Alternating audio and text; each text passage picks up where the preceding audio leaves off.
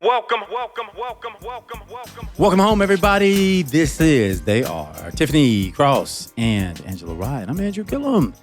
You're tuned into this week's MiniPod. And I wanted to talk about, we didn't get to talk about it in the general show, but my experience right now in Florida, and as a graduate of FAMU, really brought this to the top of the radar for me. And I know that it's a story similar to many other HBCUs around the country.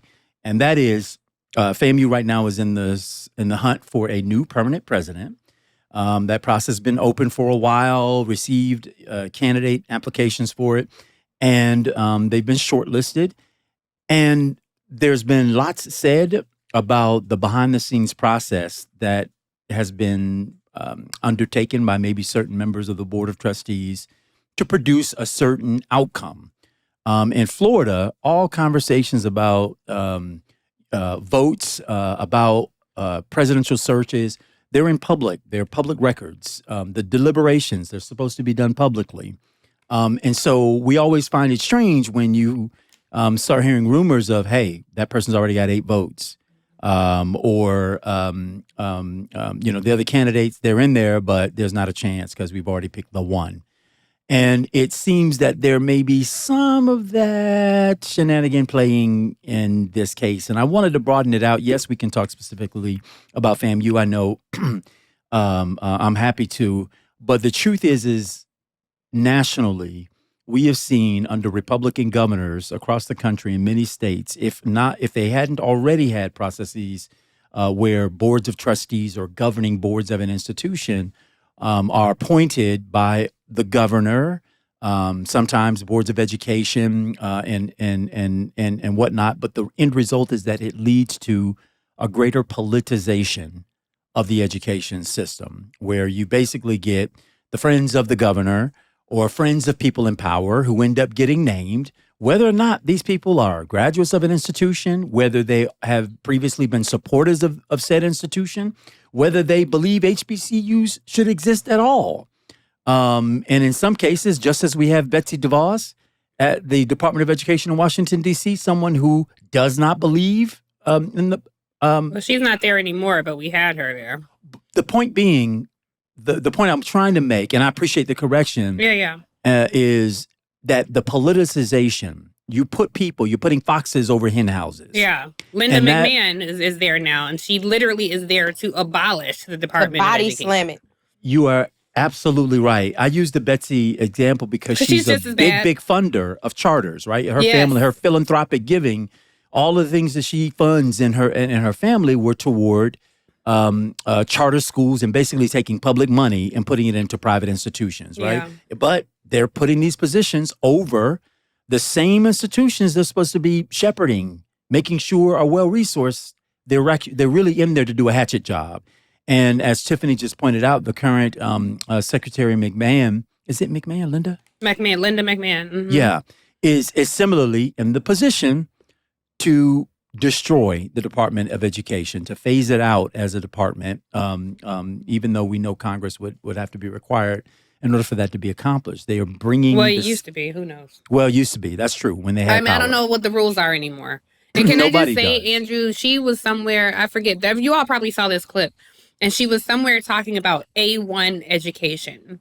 And A1 education is going to be taught in schools, and she supports A1 education. What is A1? Do you know what this dizzy, half-witted idiot was trying to say?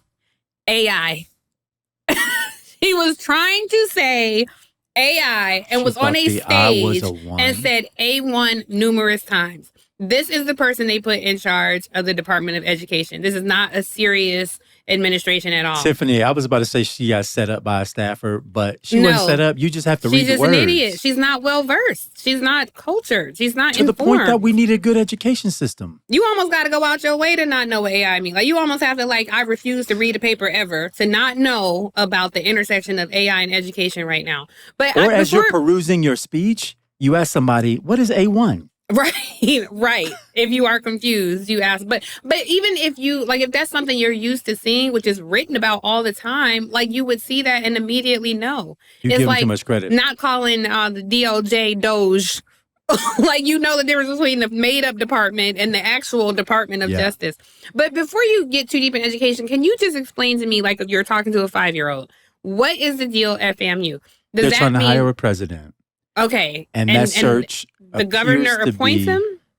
No, the governor appoints a board of trustees. So if you're familiar with, and by the way, this may not exist everywhere for everybody.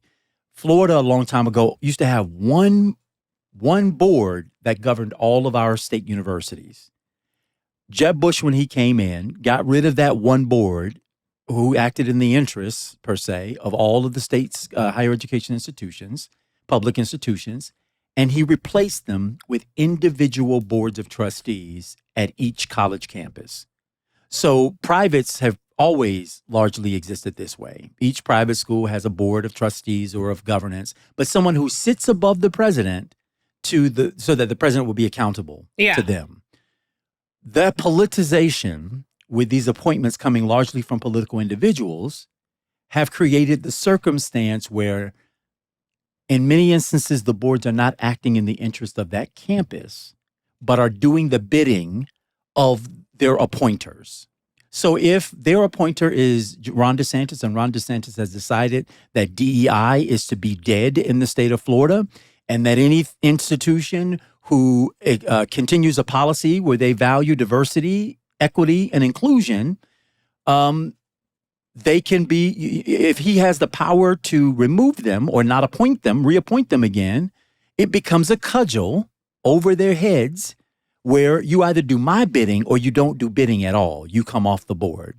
You understand what I mean by politicization? But how would you even kill DEI at an HBCU? And I should say, in Project 2025, they actually are, like, that is not one of their targets. They actually are okay with HBCUs because they're like, yes, send Black people there. But the funding part, that part is something that we have to question. The executive order that Donald Trump, which we have to remind people is not a law. Executive orders are not laws. And so I'm still confused on how you actually execute that. But it didn't say any, it was a bunch of nothing to me in that EO. I didn't really understand it.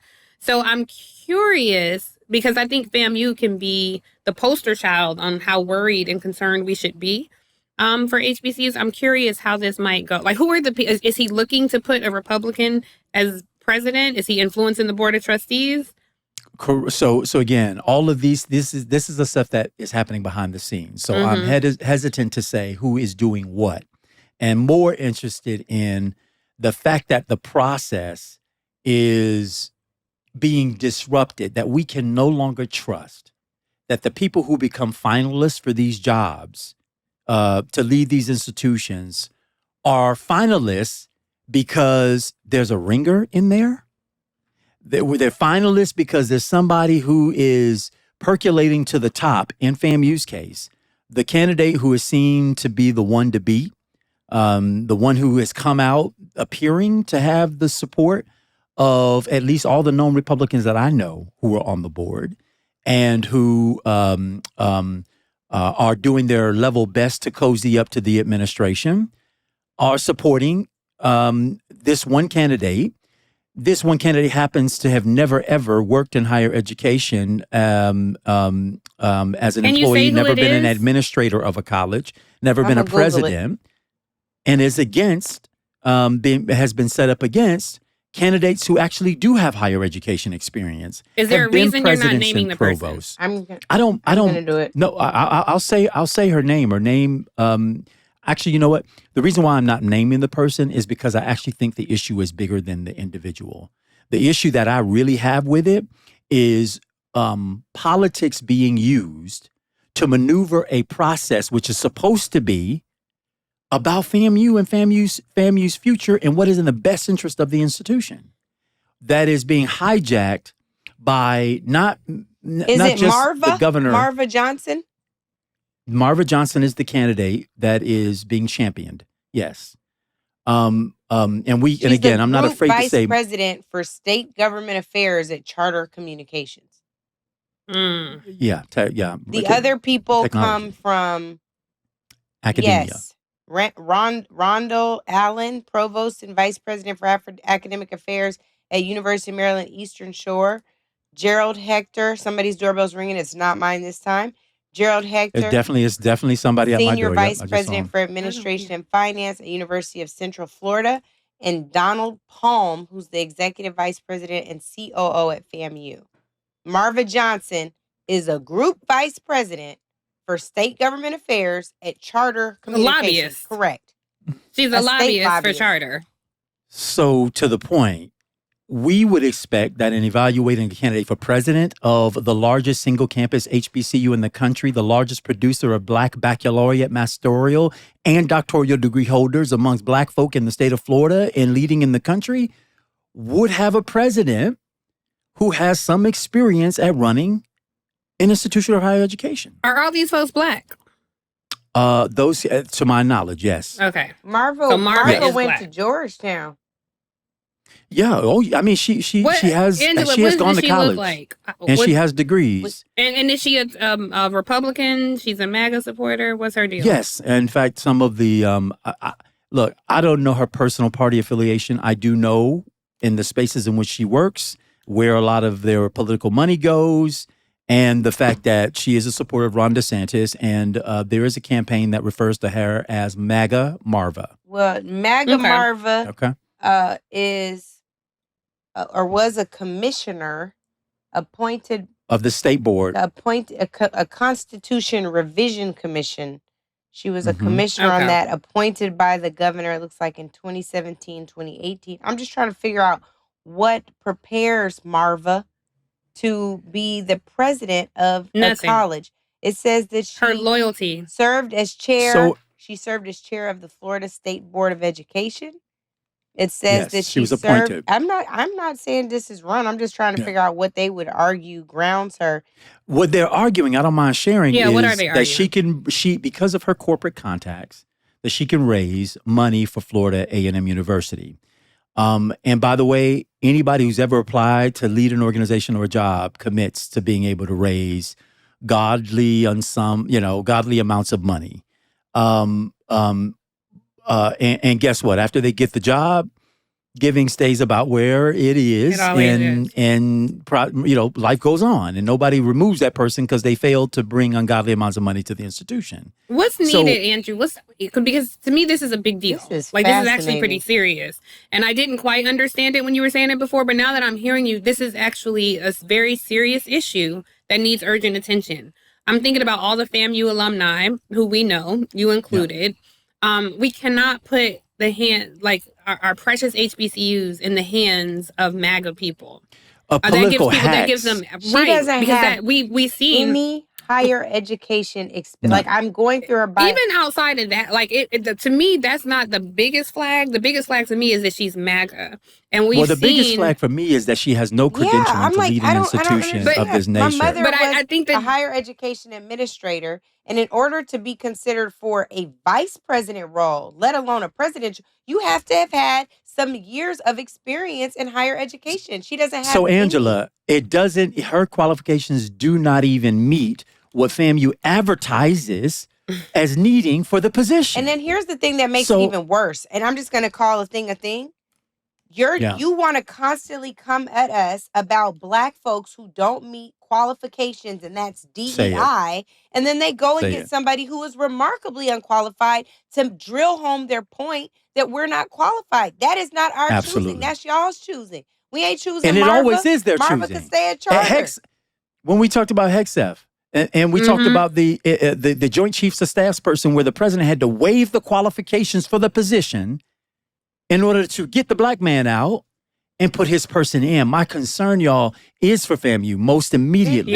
But it is for our institutions that are being politicized and overly politicized, where you can't no longer trust these processes to deliver a candidate who's most qualified and best for the institution, but rather one who is most reliable to ensuring the agenda of said politician. I think one of the biggest concerns I have too, Andrew, in terms of putting our HBCUs in these hands, like we've seen what happened at other institutions of higher education, starting at Columbia, like they are turning over, universities are capitulating to this administration, turning over sensitive data, private information about the student body there. And so often designing curriculum.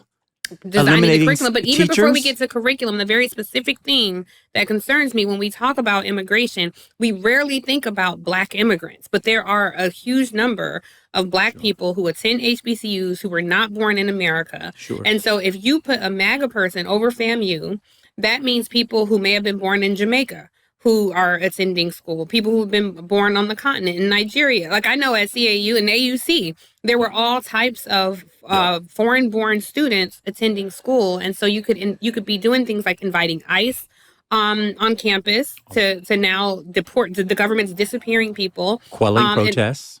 And our personal, like our social security number, everything, you're turning that over.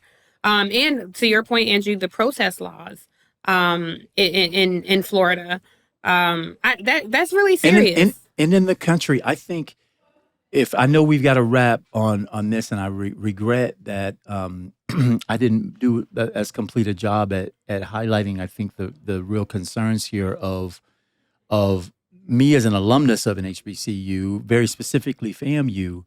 But to give you one example, we have student leaders who are not prepared to weigh into this fight because they're in fear of what would happen to them if they opposed a candidate of choice. Would they somehow figure out a way to keep their degrees from them? Would they somehow figure out a way that letters of recommendation for graduate school or to law school or medical school could be withheld by administrators because they opposed a candidate for president? This is terrifying because the university environment is exactly where you would expect to see protests, where you exactly expect to see young people who are enlightened standing up and saying, not here, not today, not now, not ever. And now our folks who generally at this stage in their lives are free to express their free opinions are no longer free because they've got to be concerned at what they see happening at the federal level, where folks are being disappeared on the street because of political disagreement. Right.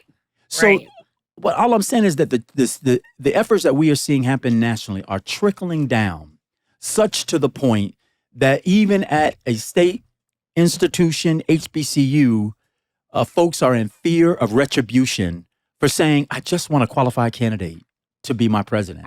Alumni are saying, I just want someone who is going to look out for our best interests first and foremost. Can I just say, because we only have 3 minutes left, what is the most urgent ask? Like, what can we do? Right now, there is a letter circulating for rattlers, students, fans of FAMU, supporters of the institution. You all could sign, myself included, to say, one, we want somebody with experience who meets the minimum qualifications to be considered for the presidency. So eliminate those who don't meet that criteria.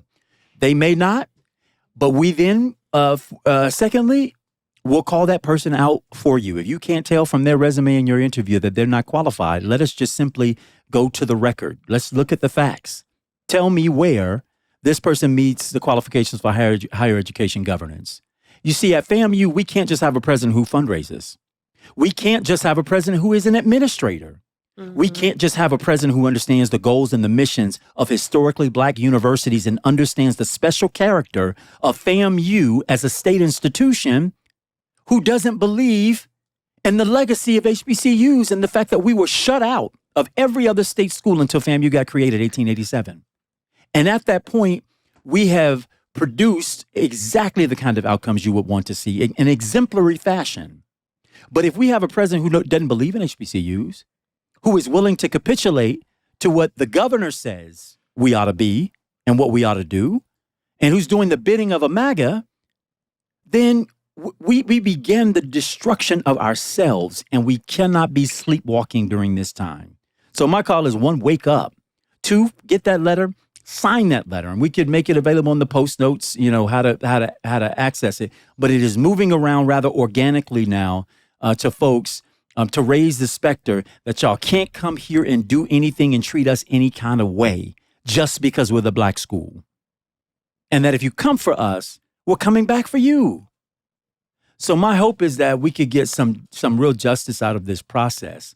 And justice to me would be the appointment of a qualified, fully qualified individual to the position. And quite frankly, the other candidates meet the minimum requirements. Yeah, they do. So why are we being played? Why the politics on us? I just went through this It's lady's sickening. whole resume, like the one that she submitted to FAMU. And it still ain't evident, No, I'm right? telling. I'm It's still literally not the evident. only education experience she has is being appointed by Rick Scott and then being appointed to a different board by Ron DeSantis. It doesn't make Correct. any sense. She has no Correct. experience at the Florida College Foundation Board. She's on the Pace Academy for Girls. She's on the Florida Scholars Academy Board appointed by DeSantis and the Florida State Board of Education for 8 years. There is no other higher education, K through 12 education, early childhood, no other experience in education. At least not listed on her resume that she submitted for the presidential search, which I would find interesting. Yeah, for sure. It's sickening for them to think that they can just throw anything at us and that we're going to be okay.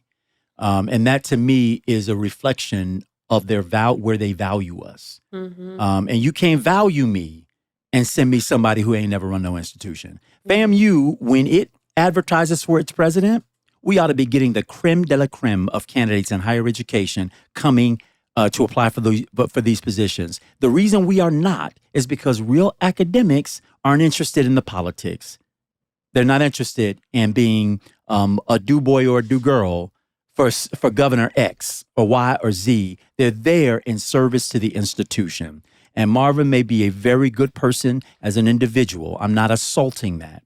What I'm assaulting is the very clear absence of qualifications for the position that she seeks. And because I love FAMU and because I love our HBCUs, we can't let our banner institutions fall to this level of politics. She got a man I can't on her assume resume. somebody a good person. She got a man on her resume that's quoted named Roscoe Young. He runs something called the Young Kinsley Technology Group, and that ain't even based in Florida. Did he go to FAMU? Do you know Roscoe C. Young, Andrew? I don't know Roscoe. I know some Roscoes. All right. Well, on that note, welcome home, y'all. Anyway, yeah. Welcome home. Native Land Pod is a production of iHeartRadio in partnership with Reason Choice Media. For more podcasts from iHeartRadio, visit the iHeartRadio app, Apple Podcasts, or wherever you listen to your favorite shows.